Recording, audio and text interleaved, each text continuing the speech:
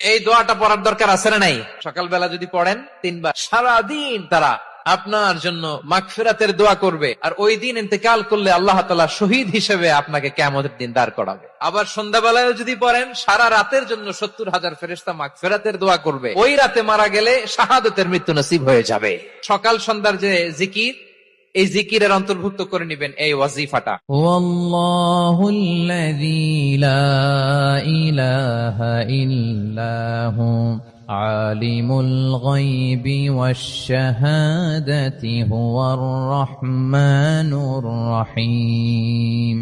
والله الذي لا إله إلا هو الملك القدوس السلام المؤمن المهيمن العزيز الجبار المتكبر سبحان الله عما يشركون.